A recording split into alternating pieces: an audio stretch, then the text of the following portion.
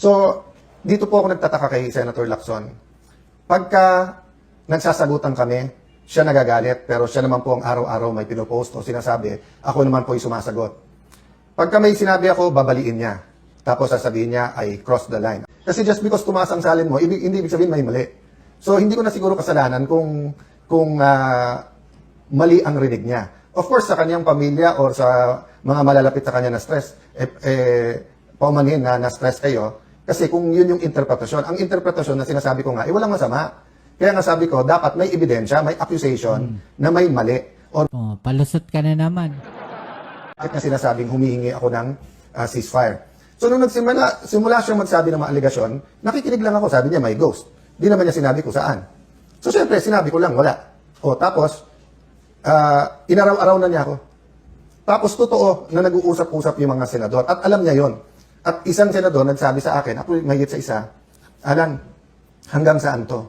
Sabi ko, yung para sa bansa, kailangan lumabas yung totoo. But reasonable kami. At hindi kami papayag sa sinungaling, hindi kami papayag na kung saan-saan dinadala, di ba? No. Ang gusto lang namin, patas at lumabas yung totoo, katotohanan.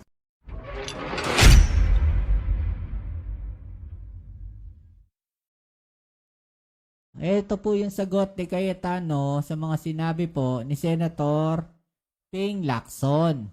Okay, so pakinggan natin ha. Ano ba yung kanyang mga ano dito? Yung kanyang mga hinaing ni Cayetano.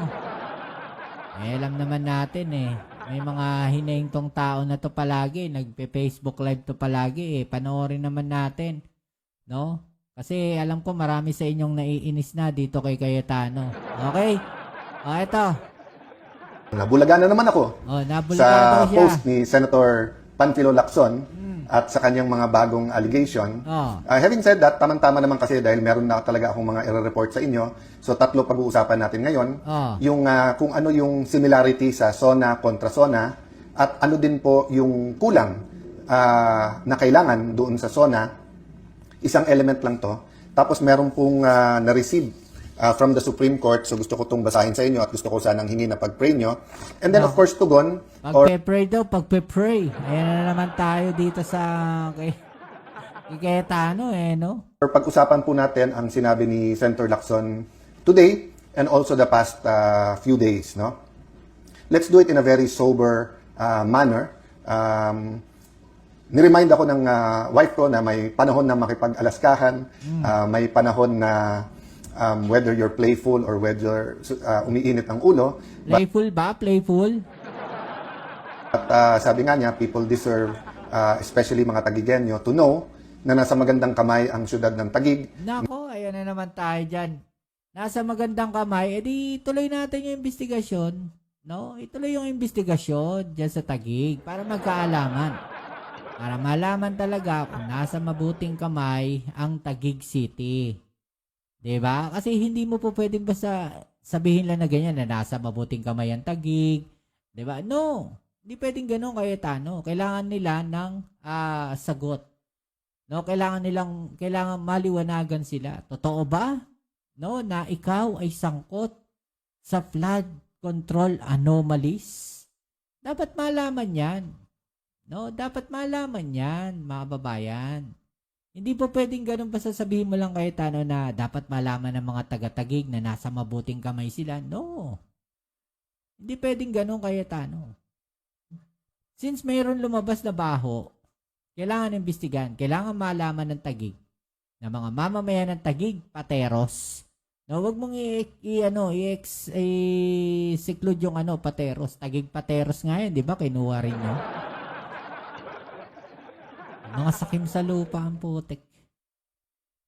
Na pataas ng pataas ang antas ng kabuhayan sa Taguig. Na hindi po kami nagto-tolerate ng corruption. Paano hindi tataas ang kabuhayan? Ang ng Taguig, mga babayan. Ultimo yung parte po ng Makati, sinakop ng Taguig. Alam nyo, malachay na galawan na itong mga to, mga babayan. Alam nyo po ba, kung di ako nagkakamali kung di ako nagkakamali, eto pong BGC, mga babayan, nakuha na po ng Taguig yung kabuuan. Diba? At mayroong mga parte po ng Makati City, no? I think hanggang dito sa may Buting area, Nakuha na rin ng Taguig yan. Taguig na rin may hawak dyan. Grabe, no, inuunti-unti nila yung kain, no? Nakuha na nila yung Pateros, yung parte ng Makati, di ba? Magulat tayo, baka yung, minsan, mamulagat na lang tayo, no? Na baka pati yung pati yung parte ng San Joaquin Pasig, pagmamay-ari na rin ng Taguig. Baka umabot pa yan dun sa Taytay. No, grabe itong mga to. At saka ng ghost projects or mga anomalya, yan po man ay local, national government, yan po man ay private. No? Wala pong perfect, pero ang importante po ay yung kung pinapayagan ito o hindi. So let me... Wala daw perfect, mga babayan. Ha? So parang umamin na rin siya. No? Na mayroong flood control anomaly sa Taguig. Di ba? Wala perfect eh. Di ba? So mayroong flood control anomaly sa Taguig. Start po by thanking God for this opportunity. Ayan na naman tayo. Na makausap kayo directly. I thank God that kahit umiiba ang panahon, social media, ang kampihan ng bawat isa, I mentioned some of this sa Contasona. If hindi nyo po napanood, yung common example na binibigay dyan, di ba? Hindi ka pwede yung mga rapid bus systems, yan po ay maging mga ating anihin. So napaka-importante din malaman yung why, yung bakit, di ba? Ito, pino-forward ko lang kasi ayoko naririnig yung mga Bible verse niya. So, why do we have to talk about all of this? And why do we have to talk about yung allegations ni Senator Lacson? Siguro yung iba, meron pong ilan na... Kailangan pag-usapan yung mga aligasyon ni Senator Ping Lacson dahil kailangan malaman, karapatan ng taong bayan na malaman kung ikaw ay gumagawa ng pagnanakaw sa kaban ng bayan. Dahil senador ka. Karapatan po ng taong bayan yan dahil binoto ka ng taong bayan. Kaya huwag mong sasabihin na ganyan lang. Kailangan malaman talaga ng taong bayan. Kung sino yung mga talagang magnanakaw. Di ba? Ayan, si bakit ganyan yung pangalan mo? Tigas? Si TY, Tigas, mga babayan. Alam niyang pangalan yan. Oo, malaki pagsisisi ng mga taga sa Sembo, sa Makati. Diba? I think pati Pembo ata hawak na ng hindi ako nagkakamali. Pembo? Nakakuha rin ng Taguig yan. Pati yung yung ospital? Osmac. Oo, hindi ako nagkakamali. Kasama yung Osmac sa nakakuha ng ng Taguig. Diba? Imagine ninyo yung gaano ka sugapa yung Taguig. Sino ba mayor no? Tsaka congressman ng time na yun? Hindi ko na maalala eh. Kahit sa page natin na tumutulig sa akin, sa aming magkapatid, ni Senator Pia, at sabi, tumahimik na lang kayo. So, bakit po namin kailangan magsalita? You know, we all, let me address myself to Christians, no? Whether, anuman ang church, no? Catholic, Aglipayan, evangelical churches, lahat ng Christian churches, no? I reference the Christian churches because alam ko yung prayer. Hindi ko alam yung prayer ng ibang religion. Although may curiosity din ako at pinapakinggan ko minsan. But, di ba sa lahat ng Christian, meron tinatawag na the Lord's Prayer or yung tinuro ng Panginoon Jesucristo at may part doon yung makaisa ka sa kapwa mo. So, even in the best bansa at sa kahit anong bansa sa buong mundo, stealing, cheating, lying, yung makaisa ka sa kapwa mo. So, even in the best run countries, hindi rin po perfect, di ba? Merong stealing, di ba? May mga nagnanakaw daw, sisinungaling, mga babayan. Sino kaya yung mga yon? Sino yon? Pero dun sa hindi maganda ang pagpapatakbo ng bansa, inaani po talaga natin ay kahirapan. No? Hindi mapagamot ang mga kamag-anak, hindi makapag-aral mga anak, napipilitan humanap ng trabaho sa abroad, hindi makakain ng 3 beses sa isang araw, tapos hindi talaga mawala-wala sa atin ang mga may trabaho nga, pero isang kahig, isang tuka. Meaning, hindi man lang makapagpahinga o hindi man pwedeng umabsent kahit may sakit na. Kasi pag umabsent, wala talagang kakainin. So yung bakit, kailangan natin lumaban kasi po, iilan lang po kaming nagsasalita. At kahit naman po ako, nung hindi po ako yung front and center, iilan silang nagsasalita. At marami sa kanila ay kinukulong, kinakasuhan. Yung KKK, kung tawagin ko po ng kuyog, tapos kaso, tapos kulong. At isa si Senator Lacson. Kuyog, kaso, kulong. O, ano nangyari kay Marcoleta? Kuyog, kaso, kulong ba yun? Kuyog, kaso, kulong ba yun kay Marcoleta? O kasalanan niya, kaya siya nakulong. wag na, yan yung sinasabi ko sa inyo eh. Wag nating ipagtanggol, Cayetano. No? Wag niyong ipagtanggol yung taong malinaw na may paglabag sa batas. Ang linaw ng batas. Kayo mahilig kayo magsalita ng tungkol sa batas, ito ang batas, naaayon sa batas. Pero nung nakulong si Marcoleta, galit na galit kayo. Ano bang ginawa niya? Di ba may paglabag siya sa batas? May kaso siyang plunder. May ebidensya. Umamin siya. Sa bibig niya mismo nang galing. May paglabag siya sa batas. Gayon ay pagtatanggol ninyo. Kayo to nagbukang bibig ninyo. Ito ang legal sa batas. Ito yung batas. Ito dapat yung sundin natin sa batas. Ito yung naaayon sa batas. Baliktarin natin ang sitwasyon. Cayetano, hype na yan. Baliktarin natin, Cayetano, yung sitwasyon. What if nasa majority yung ganun? Yung meron siyang hindi na sa tingin nyo, ganyan din ang stand ninyo? Sa tingin mo, Cayetano, ganyan din ang stand mo? No. Malabo pa sa pusit yan. No, malabo pa sa tinta ng pusit yan, Cayetano, na ang stand ninyo ay kagaya ng stand nyo kay Marcoleta ngayon. Kung nasa majority, yung nagkamali. No? Kung nasa majority yung umamin na meron siyang hindi ipinail sa kanyang salin at hindi ipinail sa kanyang sose. Kaya nga binabanata mo si Lacson, di ba? Tungkol doon sa salin niya. Na sumablay ka. Kasi hinahanapan mo ng butas. Kasi gusto mong gamitin din yung salin laban kay Senator Lacson. Nagkamali ka ng binangga. So sorry ka, Lacson. Cayetano. Good morning po, Ma'am Allen Valencia. No problem, no worries.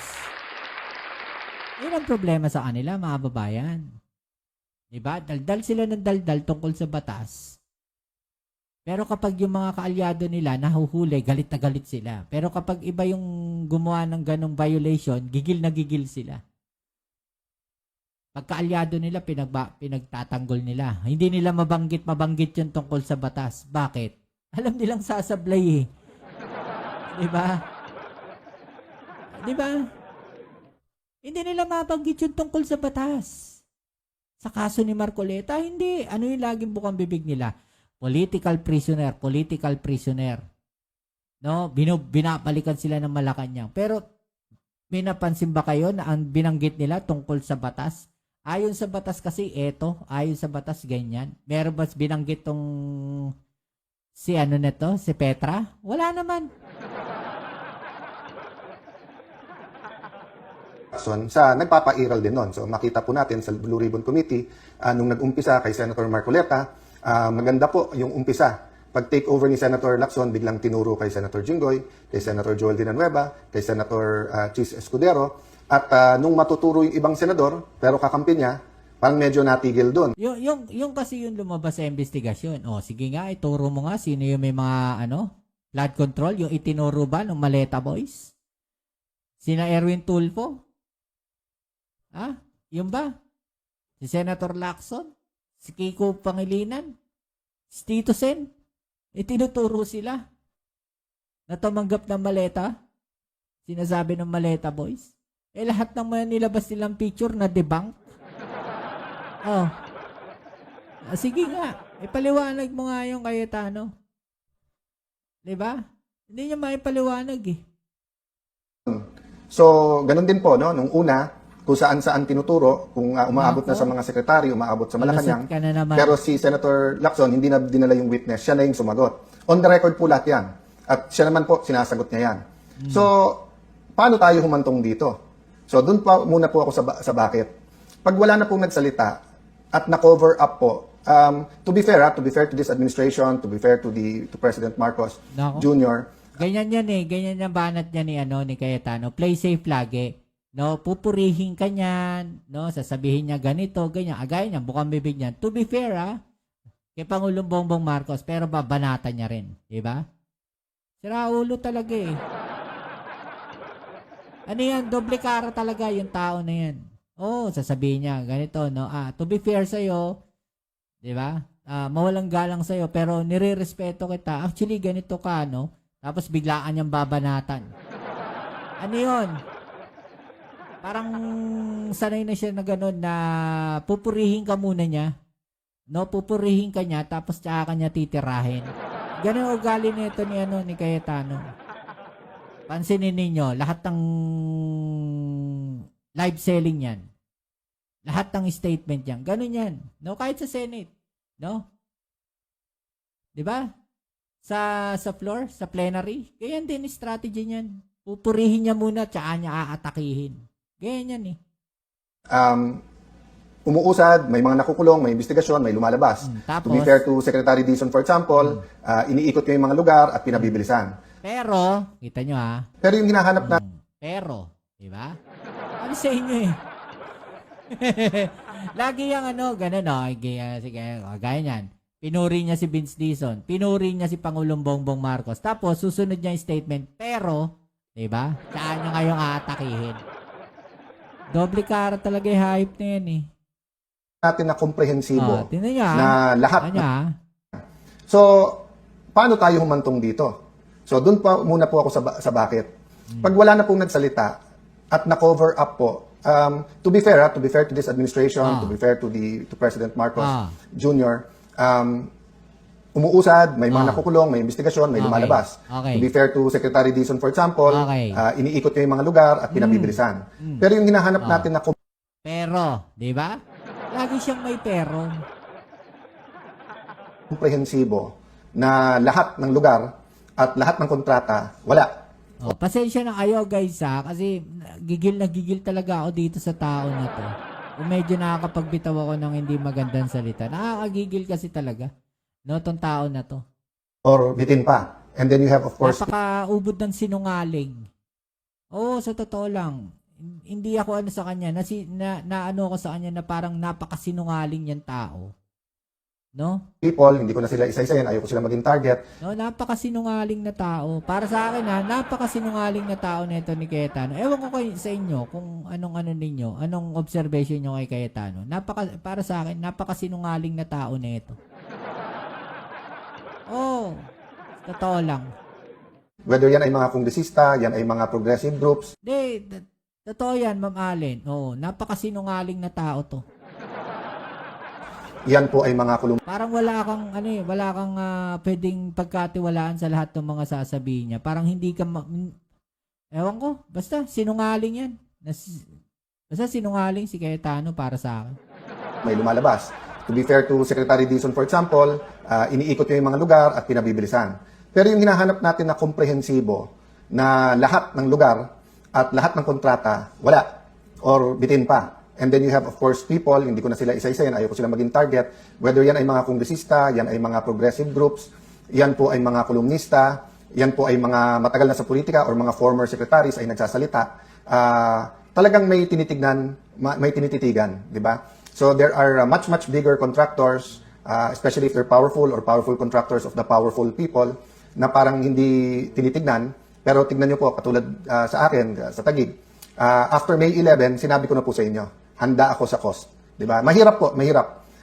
Marami akong kinailangan sabihan na huwag nyo ako alalahanin kung ako'y kasuhan nila o ikulong.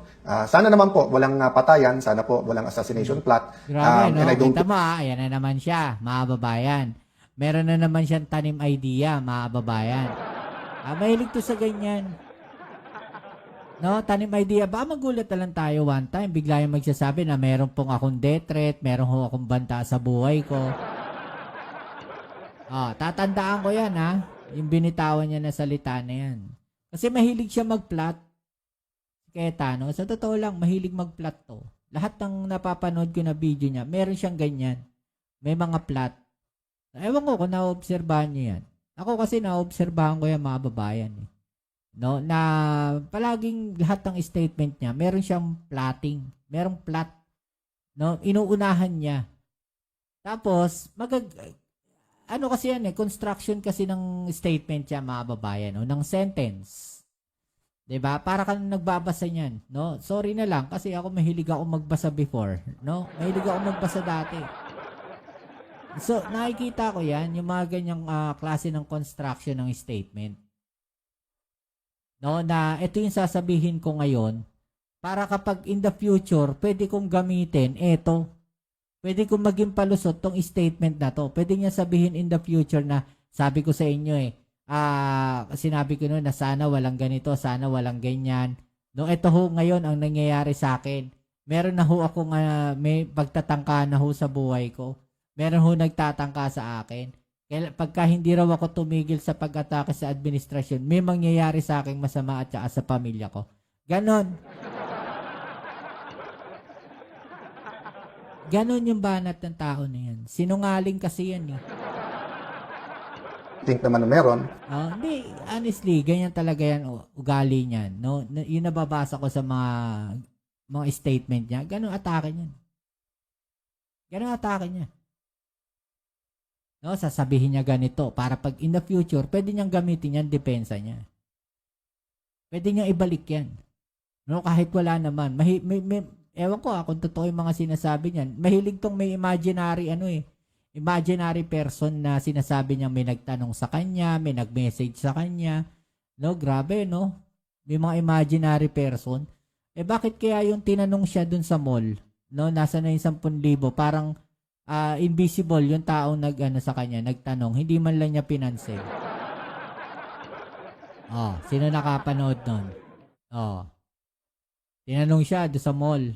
Nasa na po yung 10,000 ayuda? Hindi siya nakahimik. Tahimik siya. Di ba? Kaya siya ron eh.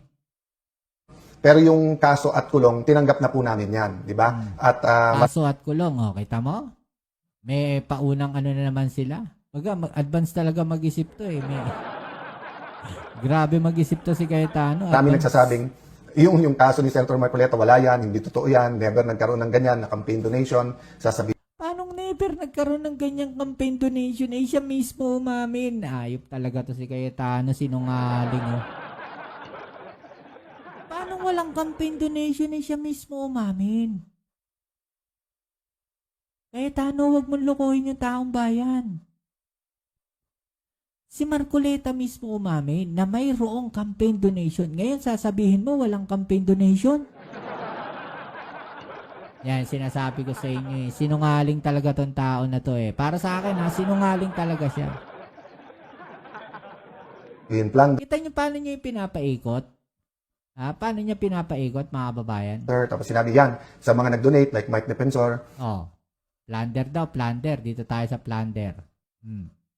donation, sasabihin plunder, tapos sinabi yan sa mga nag-donate like Mike Defensor, walang assassination plot, and I don't think naman na meron, pero yung kaso at kulong, tinanggap na po namin yan, di ba? At marami nagsasabing, yung kaso ni Senator Marcoleta, wala yan, hindi totoo yan, never nagkaroon ng ganyan, na campaign donation, sasabihin plunder, tapos sinabi yan sa mga nag-donate like Mike Defensor, huwag kayong mag-alala, available yan, kasi hindi naman porque nag-donate ka at siya na plunder, ikaw rin, pero kita mo, nakakulong na sila ngayon, di ba? May kasong plunder eh. Huwag mo baliktarin yung kaso. Mahilig siya magbaluktot ng katotohanan, mga babayan. Mahilig siya magbaluktot ng batas. Pero kapag sila, mga babayan, ang aatake, ito ang batas, ito dapat sundin. Ganon kasinungaling yung tao na yan. Kaya nakakagigil eh. Di ba? Sabi nga ni Senator Jinggoy, sa tamang panahon, di ba, yung ebidensya din ng hawak niya. So, ilabas nyo na yung ebidensya, puro kayo sa tamang panahon. Bakit hindi nyo ilabas ngayon? Nakakulong ka na, Jinggoy. Hindi mo pa rin ilalabas yung ebidensya para ituro mo kung sino yung nagpakulong sa'yo? Mananahimik ka na lang? Nakakulong ka na, mananahimik ka na lang? Kung ako si Jinggoy Estrada, nakakulong na rin lang ako, di tuturo ko na. Ito yung ebidensya, na pagka kinalabang ko ang administrasyon, ito yung offer sa akin. Sino ba naman tangang tao na gustong makulong? Di ba? Di sana nilabas na yan ni Jinggoy Estrada kung totoong merong ganong offer sa kanila. Para tapos usapan. Bakit? Pag nilabas yan ni Jinggoy Estrada, ganito kasimple Pag nilabas yan ni Jinggoy Estrada, mga babayan, simple lang. Mawagagalit yung tao sa administrasyon. Ayaw pa ba nila nun? Ayaw nila nun na patunayan nila na may kumakausap sa kanila mula sa administrasyon. para manahimik sila, nalaman ng taong bayan. Magagalit yung taong bayan sa administrasyon. Eh di dumami yung kakampi nila. Oh, di ba? Alam niyo yung strategy niyo, Cayetano, kabobohan yan. Pangbobo lang mauuto no, ng mga pinagsasabi ninyo. Bobo lang ang mauuto niyan. Pero yung sa mga agaya namin nag-iisip, no, yung may sariling pag-iisip, hindi nyo kami mauuto, hindi nyo kami maloloko. May ebidensya, ba't hindi nyo pa ilabas yung ebidensya ninyo? Nakakulong na si Jinggoy Estrada. Kailan nyo pa ilalabas yung ebidensya nyo?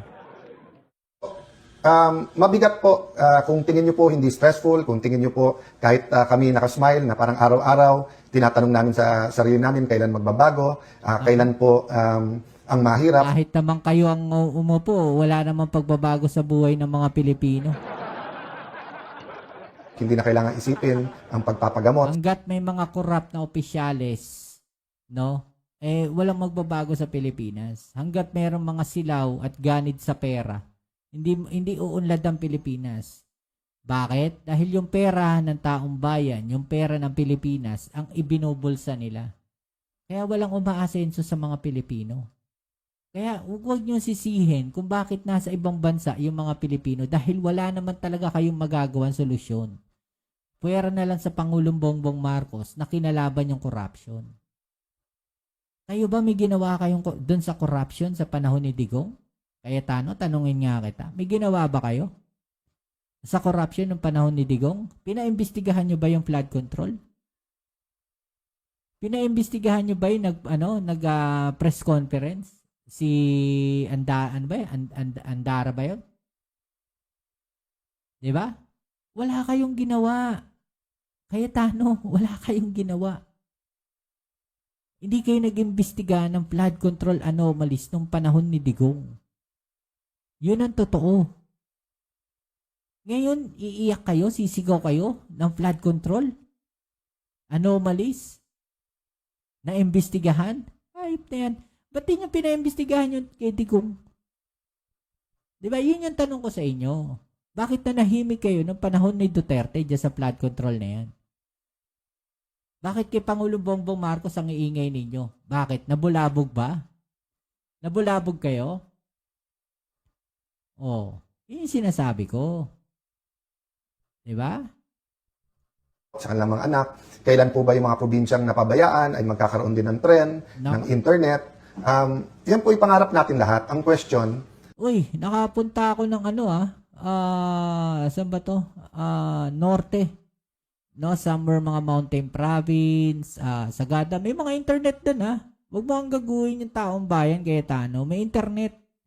Huwag mo lokohin yung sambayan ng Pilipino. May mga lugar po sa norte, sa kabundukan, no, ng norte, na may mga internet. Kaya huwag kayo nagpapaniwala dyan, sinungaling yan.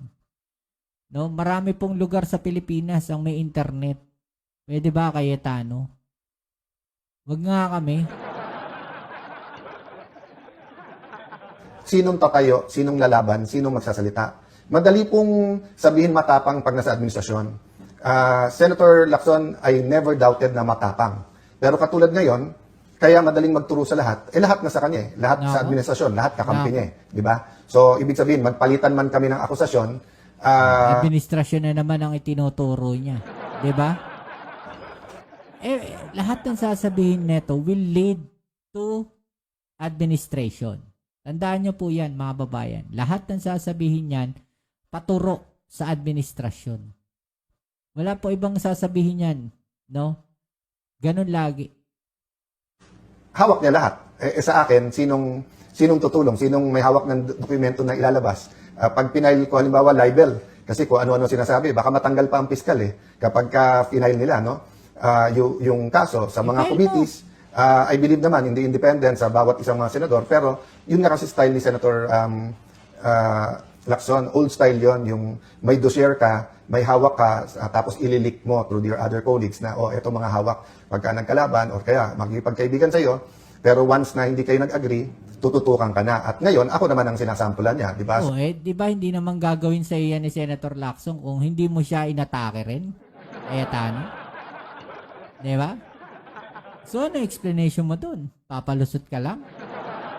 So, may score yan eh. So, sinampulan niya si Jinggoy, sinampulan niya po si Senator Marcoleta, Senator Chi, Senator Joel. So, 2-all lang score. So, syempre, medyo nagtatampo din si Senator Lacson. Ba't nagkaganon? Problema, di ba, nagkaroon ng coup sa Senate, nakaupo kami, 13, kailangan nila ng boto. So, now, ako naman po ang tinututukan niya. No. Sabi nung iba, Sen, siya lang po yun. Walang kilalaman ng Malacanang, wala yung iba. I don't really know, and I'll give Malacanang the benefit of the doubt. Benefit of the doubt, di ba?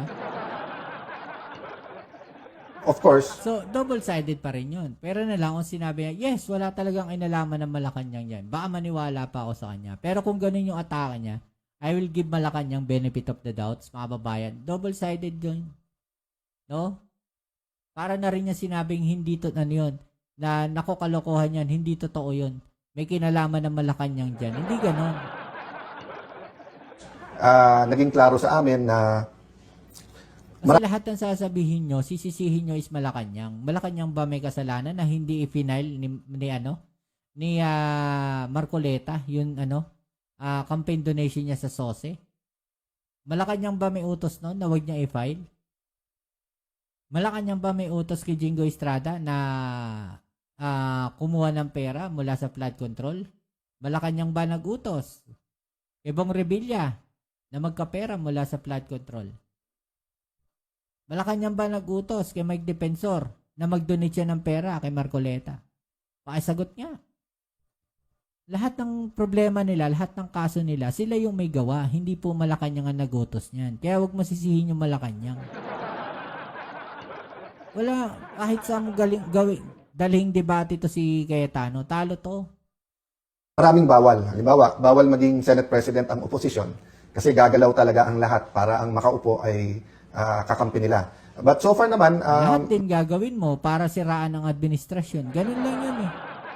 masasabi ko naman na very straightforward. Saan ka naman nakakita ng kinuha yung Senate Presidency, nagkagulo pa. Kukunin lang yung Senate Presidency.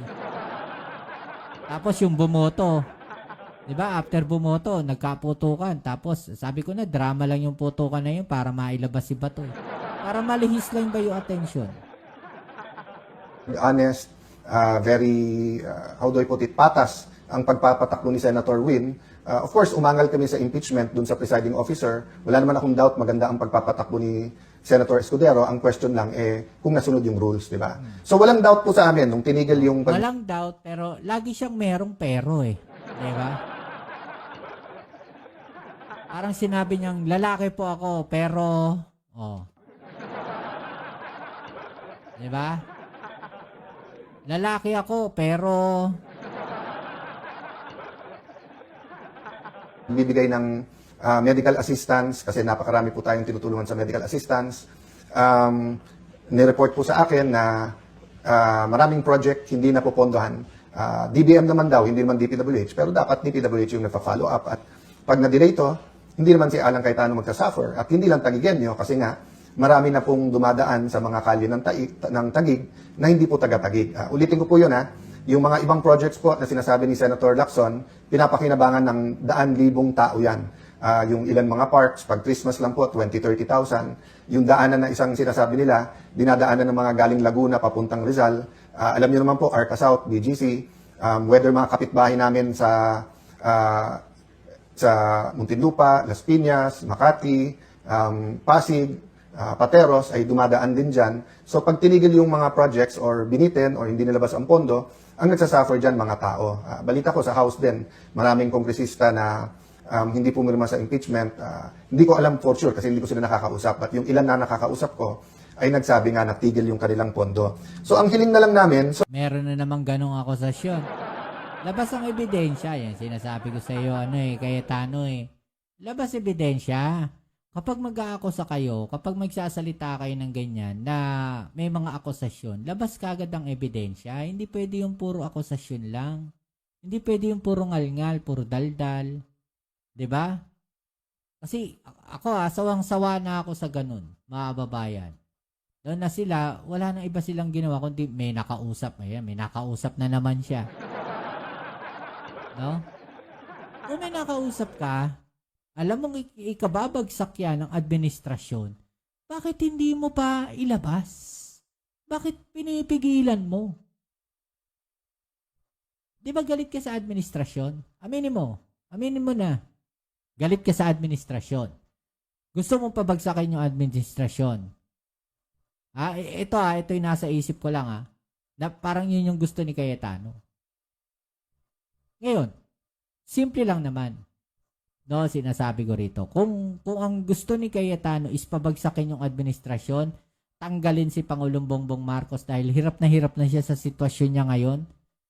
No? Napakadali lang yan. Cayetano, kagaya niyan, sinasabi mo, may mga kongresista ka nakausap. Natigil yung mga proyekto nila nung hindi sila pumirma sa impeachment. Sino-sino lang ba yon mga kababayan? Aber?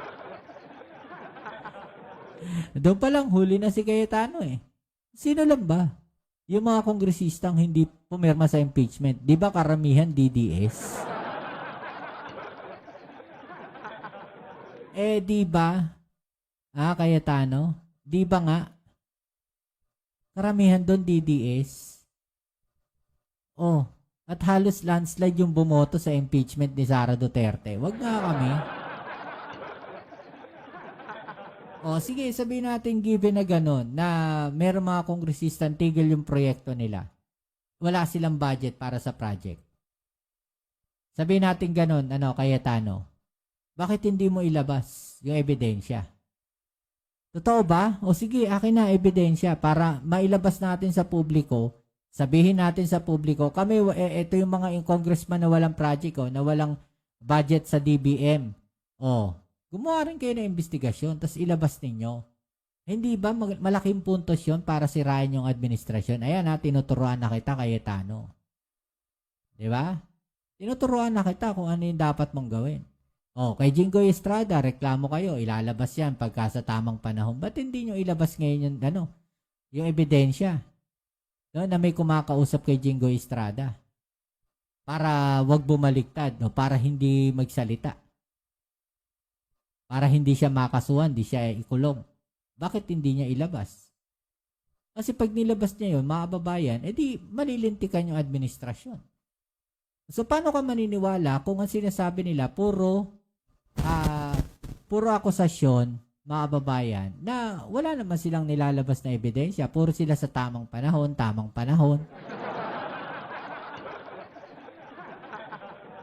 Ano yan? Ay sa Sigera pagdating ng panahon? So, tanggap na namin yon. Marami kaming tanggap. Tanggap namin maging target, tanggap namin imbestigahan kami, tanggap namin kakasuhan kami, tanggap namin... Madali lang kahit minority ka, opposition ka. Nagawa nga nila Ninoy Aquino yan, di ba? Kaya niyo yan. Push mo yan, Cayetano. Kaya mo pabagsakin yung administrasyon. Push mo yan. Kaya dami sinasabi ni Cayetano Di ba? Na pwedeng ikabagsak ng administrasyon Payo ko lang sa kanya. Kung may mga alam siya, kagaya ng ginawa ni Lacson. May alam siya sa korupsyon. Di umano dyan sa flood control sa Taguig, diniretso niya na ombudsman. Ngayon, kung may mga alam tong si Cayetano na kaso, o may mga matitibay siyang ebidensya, na ang Pangulong Bongbong Marcos ay nagkurap, nagnakaw ng pera ng taong bayan, itong maganda mong gawin.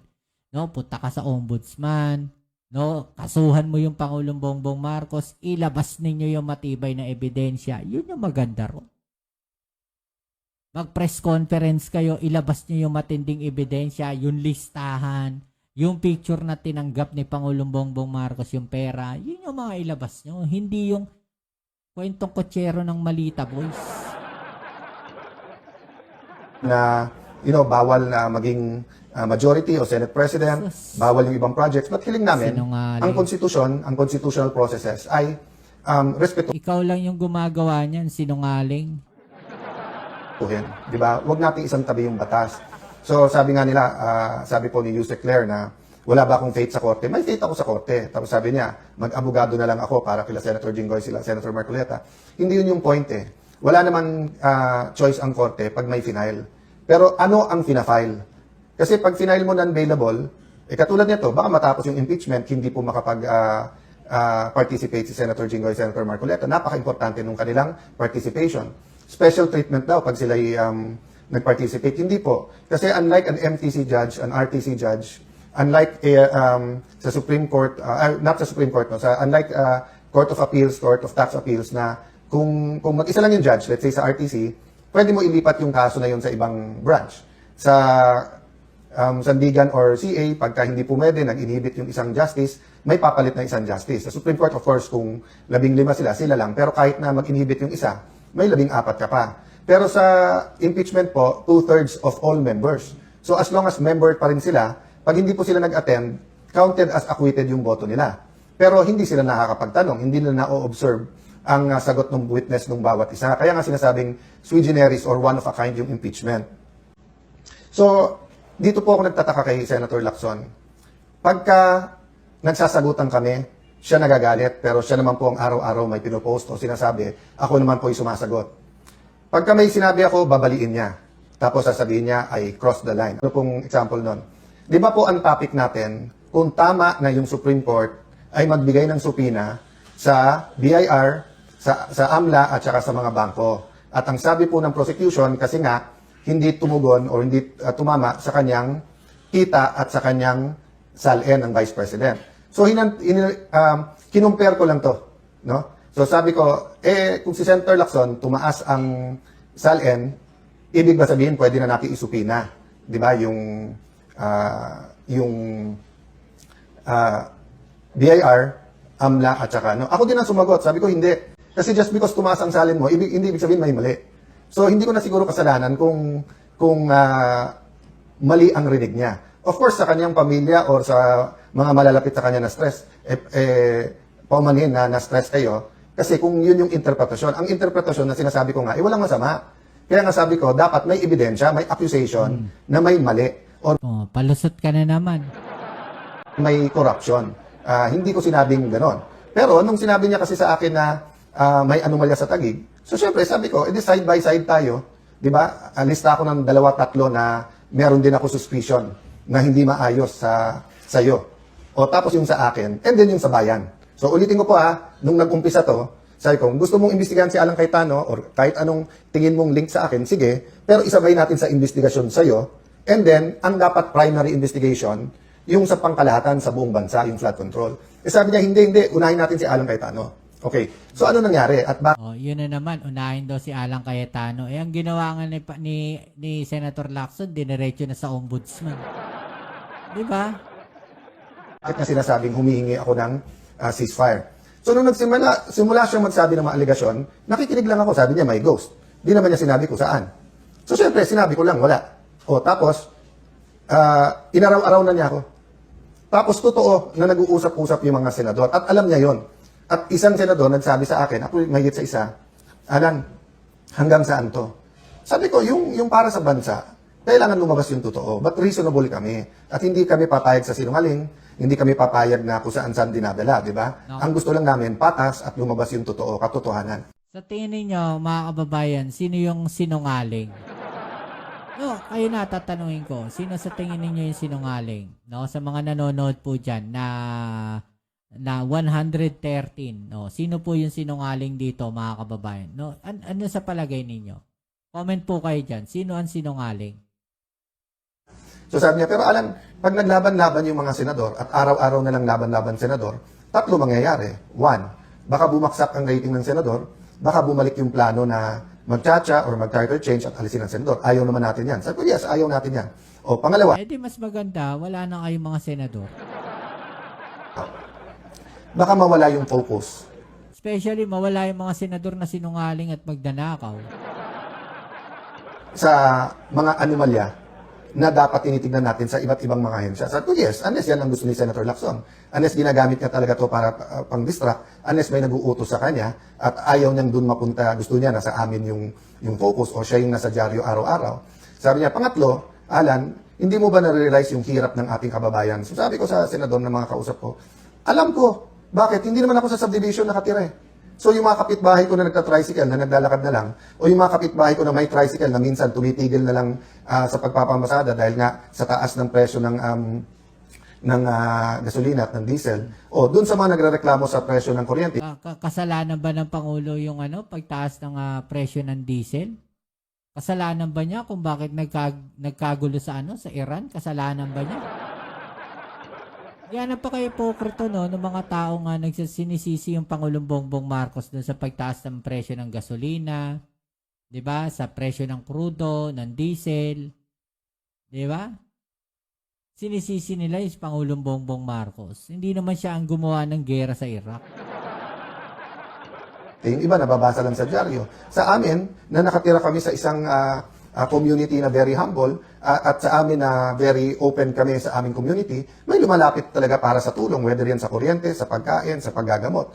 Tapos tatanggalan pa kami ng pondo or ng karapatan na mag-endorse pagka dito sa medical assistance. So tingnan nyo naman po kalagayan ko. Kami na po kinukuyog, kami na po kinakasuhan, kami na gustong ikulong. Sinabi na po diretsyo ni Senator Lacson yan na dapat si Alan ikulong. O okay na.